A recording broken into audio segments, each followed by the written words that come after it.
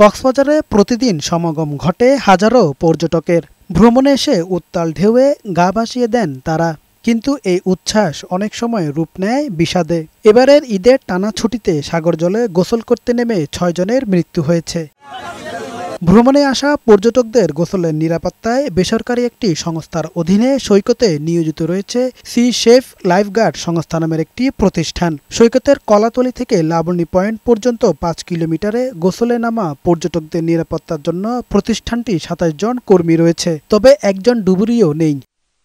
অন্যদিকে টেকনাফ থেকে কলাতলি এবং শৈপাল পয়েন্ট থেকে নাজিরটেক পর্যটন সৈকত এলাকায় কোনো লাইফগার্ড নেই, ফলে এই এলাকায় কেউ নিখোঁজ হলে উদ্ধার করা সম্ভব হয় না। সি সেফ লাইফগার্ড সংস্থার কর্মকর্তারা জানান, বালির সৈকতে স্রোতের টানে এবং বর্ষার ঢলে অসংখ্য গুপ্তখাল সৃষ্টি হয়। অনেকে নিরাপদ স্থান ছেড়ে ঝুঁকিপূর্ণ এসব গুপ্তখালে গোসল করতে নেমে ডুবে মারা যাচ্ছেন। কারেন্টের সংখ্যা, গুপ্তখালের সংখ্যা সবচেয়ে বেশি, রিপ কারেন্টের সংখ্যা বেশি।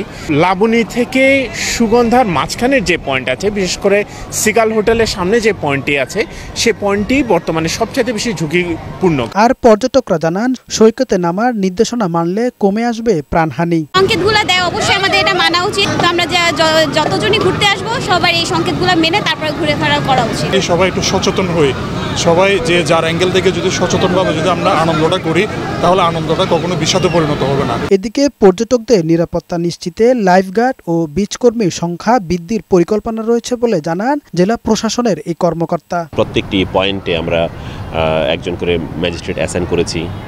সেই ম্যাজিস্ট্রেট ওই পয়েন্টে আমাদের যারা বিচ কর্মী আছে, তারপরে আমাদের যারা লাইফগার্ড আছে, তাদের সাথে সমন্বয় করে পুরো বিষয়গুলো সুপারভিশন করছেন। পর্যটকদের নিরাপত্তায় প্রশাসন আরও কার্যকর ব্যবস্থা নেবে, এমনটাই প্রত্যাশা সবার।